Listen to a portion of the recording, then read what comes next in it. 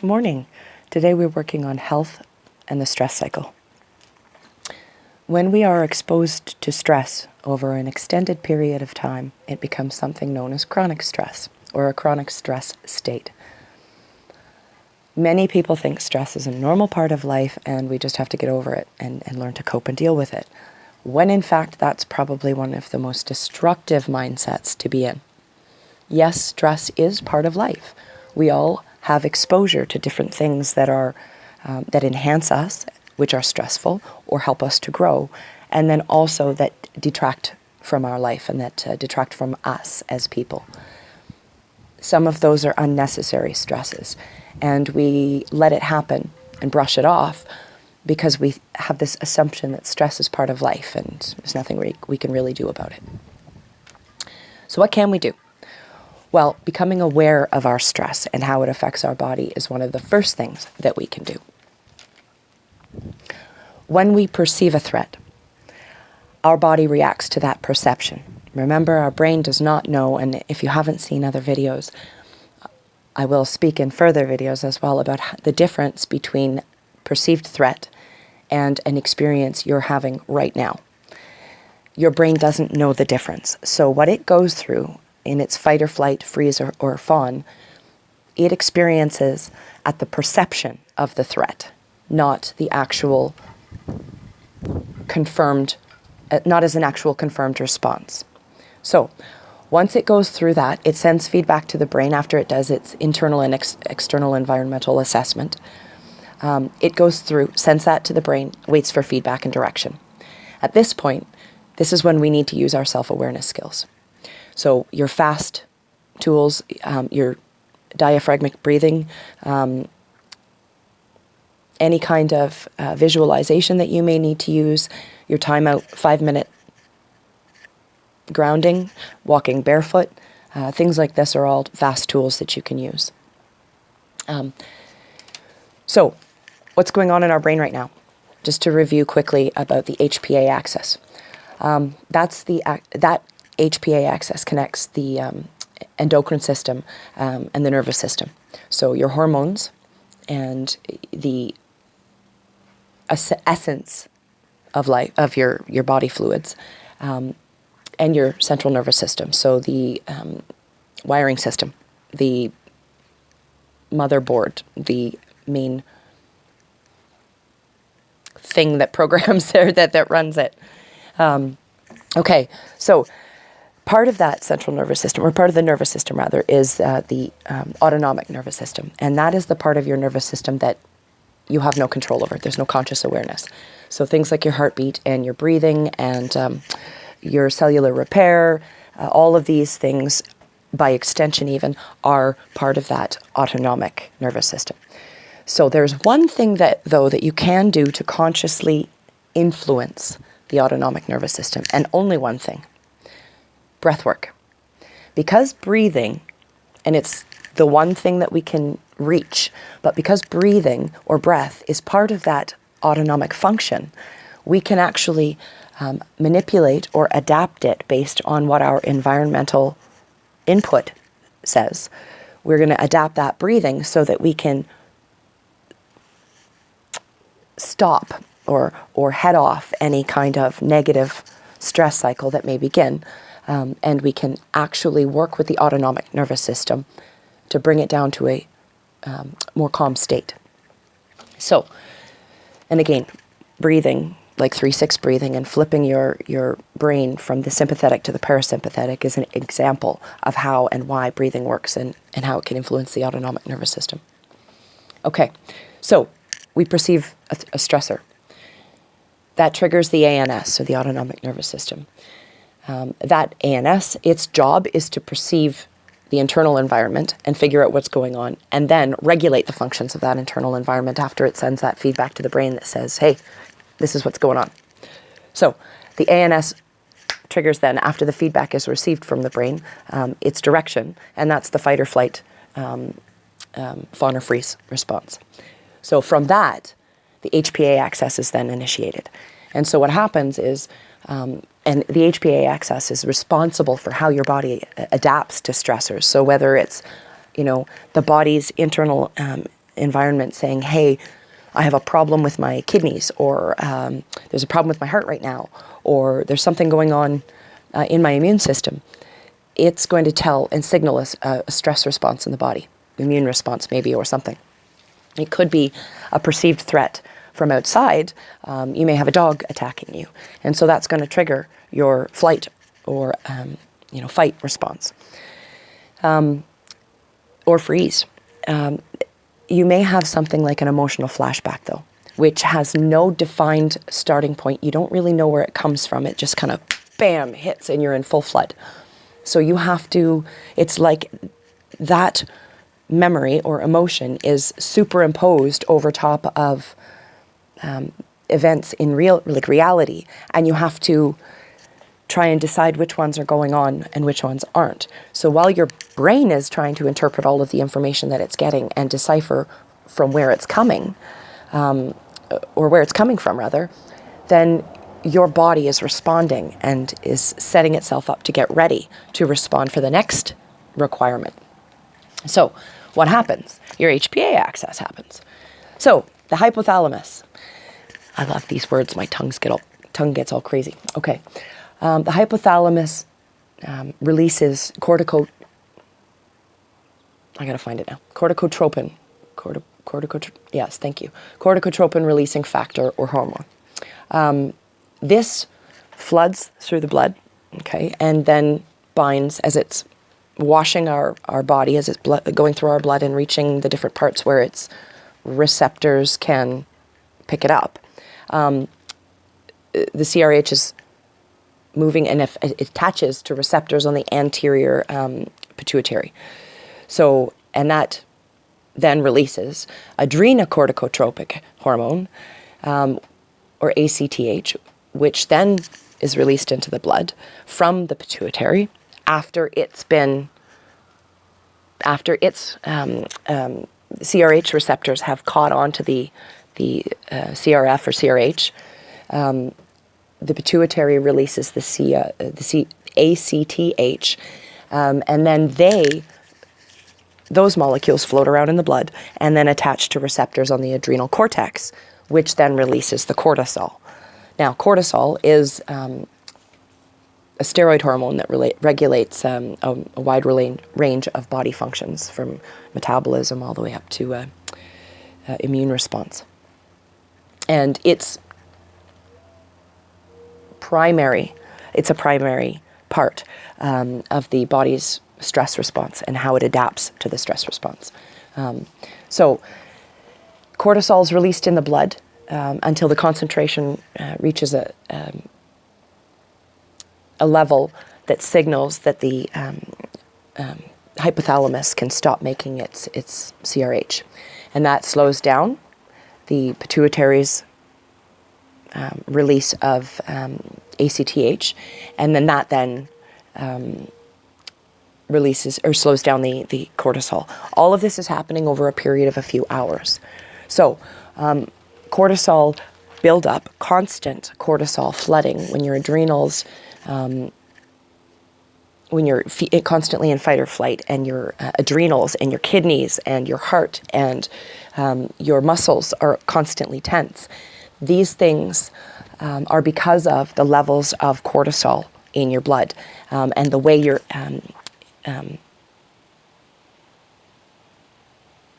HPA axis is functioning. So, okay, so we're moving. So we've perceived the threat, our body has reacted, we know we can use our fast tools to, slow down our ANS response, or at least regulate it, stabilize it rather. And how are we looking at this? What's going on? So what are these chemicals in our body? Okay. Well, these chemicals are agonists. All right. So the chemicals, when we go through this response, we see this fight or flight, there are these chemicals that flood our blood and that cause different reactions in our bodies. And those are called agonists. Those are substances that initiate a physiological response when they meet the receptor. Okay? So then once they've met, now that's the HPA axis, right? So that's, for instance, your and it's gone again. This is part of the stress response. Okay, where did it go? HPA excess. There we are. Okay, so your CRH, for instance, being picked up by the receptors on the pituitary, that's an example. That is an acting agonist, okay? Now, an agonist can be a muscle or another part of something that moves another specific thing or part directly, all right? So then that changes, there are changes that happen in the protagonist. Okay, let's mix all that together, which is the subject actually undergoing the change, or the individual in the experience, or the HP excess, or the stress response, or, okay. And that then triggers, once those saturation levels, because your protagonist has changed, and it's reached a different state, and now you're at a point where your brain is going to start to shut off those, or to decrease those different levels with an antagonist, right? So because the saturation levels have reached a certain level of cortisol in the blood, have reached a certain level, its response is antagonist and slows down the release of the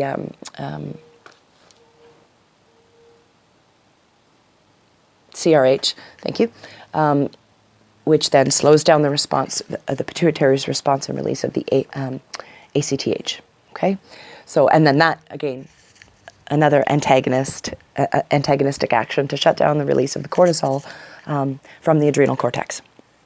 So that is a very simple breakdown of how a stressor causes the response in your body and how we can apply it in certain language to make it easier to look at, to understand, and to break down further as we look at how the body responds to different stressors. And once we reach that chronic stress state, it's very difficult to pull, one, your behaviors need to change because they've adapted in order to cope, which is why you're in that chronic stress state.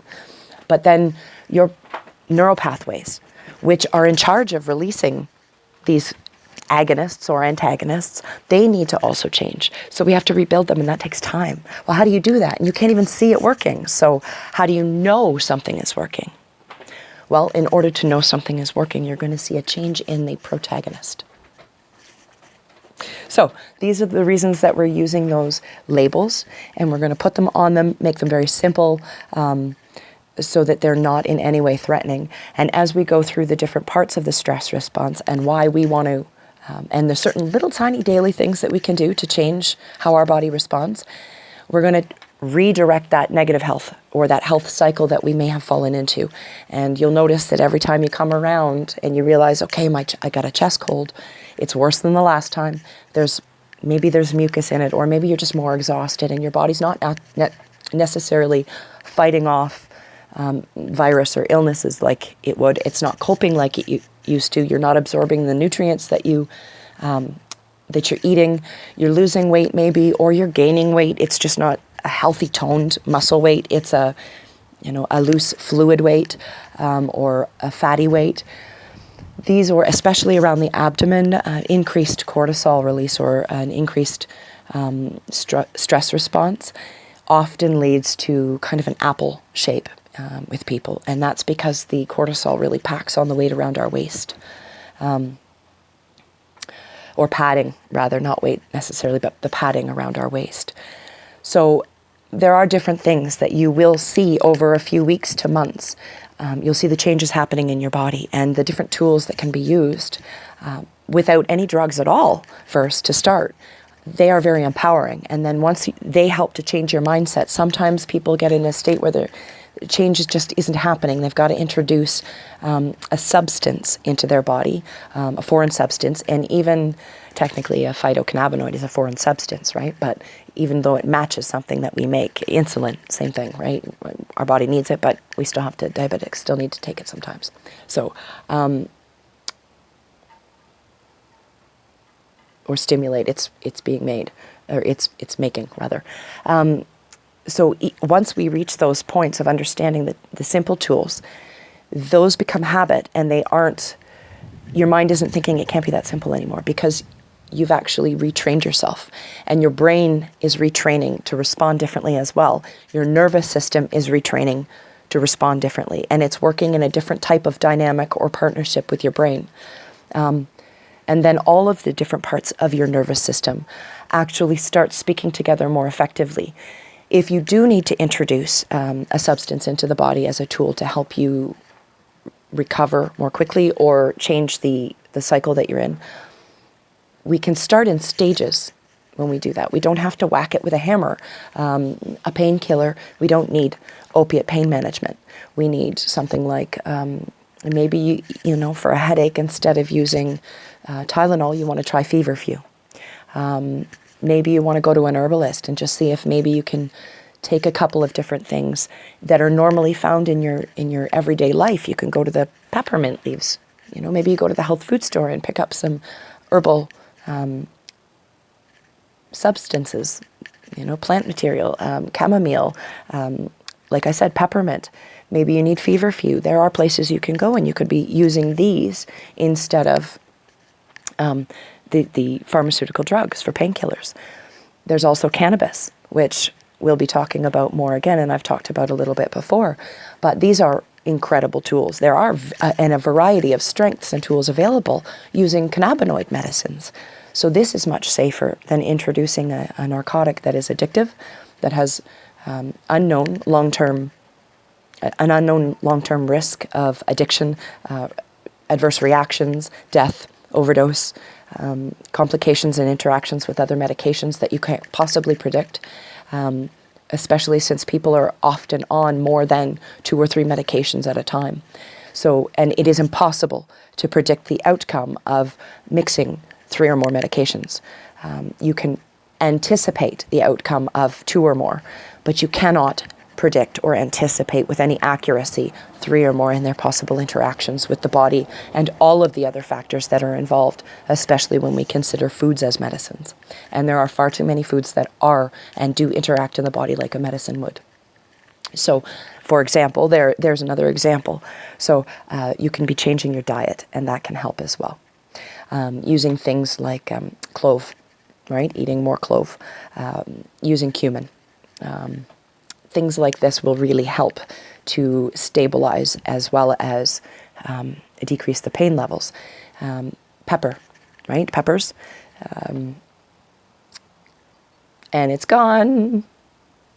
They use it in foam, and it's really hot.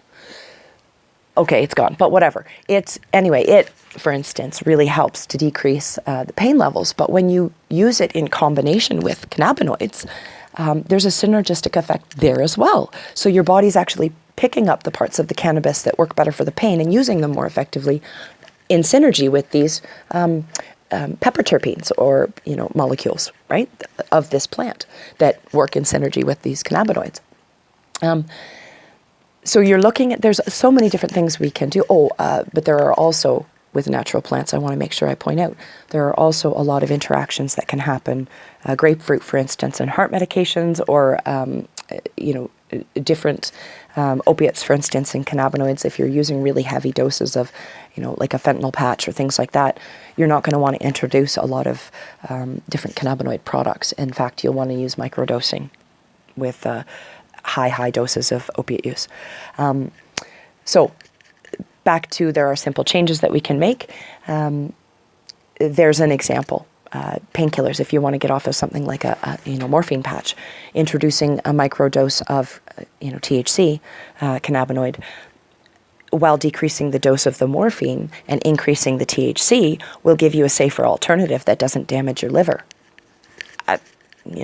Taking 15 acetaminophen a day is bad for your liver. Taking too many aspirin a day is bad for your liver, and your blood will be like water, So there are certain things that you need to be aware of and take care of. And using things like cannabis medicines or herbal remedies that have grown alongside humanity, and we have used these traditional medicines for thousands of years.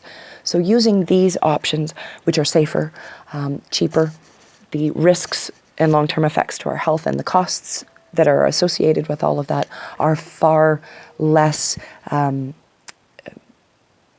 they're just not there compared to the natural remedies when used effectively.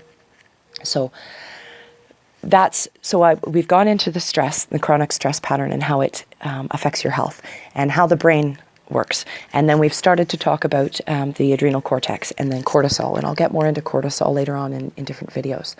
And then we've talked about alternatives, or I've talked briefly about alternatives to some, or using different strategies and how one little tiny step at a time will help. And then we move in the next parts of the series, we'll be moving into the different body parts or areas of the body. And I had an excellent conversation today with a friend of mine. And I'm about to do a separate video about that in particular. But these techniques, these tools that people are using, mind over matter, and these neuropsychological immunology or mind-body sciences, they're starting to be really used out there in public. It's no longer hocus pocus or woohoo stuff. There's scientific evidence for the results that people are getting. And the more it's used in daily practice, the more feedback I'm getting as I'm talking to people. And the more I'm hearing this language that I've spent the last 15, 20 years learning and applying, I'm hearing more and more of it. So I get really excited. And this particular, with regards to the FAST tools that we've, in complementary healthcare, or here in Peterborough complementary healthcare, that we're working to build, she really stoked my excitement, because she's also learning a technique I'd like to bring her on and talk about what that technique is, that is very easy to grasp. And I'd like to give her the floor to explain that technique. But as you start to see more people empowered by these simple changes in their life, and as I start to bring more of the influences in my life to visit, and so that you can take and glean information that may be applicable to your life from anything that you see here, I hope that you will go out into the world and share those experiences. And I hope you will glean information from your own world and take that information that you learn, give those people that support that they need, because the struggle that they've been through to get here is incredible. And the fact that we are seeing these changes happen is more than incredible. So I'm going to leave this on a really high note, and I'll give myself a few minutes, grab a cup of coffee and put my levels back down to normal, and then I want to get into the FAST tools and being introduced again, or opening up again to my community, my friends. My friends are an awesome resource, and your friends are an awesome resource. And I've learned a whole new appreciation for some of my friends as my career has changed from focusing, through complementary healthcare, but from having to focus so much as a specialist, or specializing in cannabis medicines and how they work in the body, but moving into the abuse in society and in the home, community, and world at large, self-abuse, home, world at large. But moving into that, I've grown an entirely new appreciation for the people that I have around me and coming into my life as I'm going through my own evolution. And the tools, these need to be shared. These conversations that I'm having, they need to be shared. We've been having these conversations with each other for years. And now we need to be sharing them. We need to be putting these out there for the world, so that other people can hear other people talking about it and say, hey, that's exactly what we've been saying, and really let it set in, and maybe they'll learn something new. Maybe they'll learn something that they can use in their own life to make their beliefs and their needs, to enable them to meet them better. So on that, I'm going to sign off, because this is almost 25 minutes. Yes, and I'll see you in the next video. Have a great day.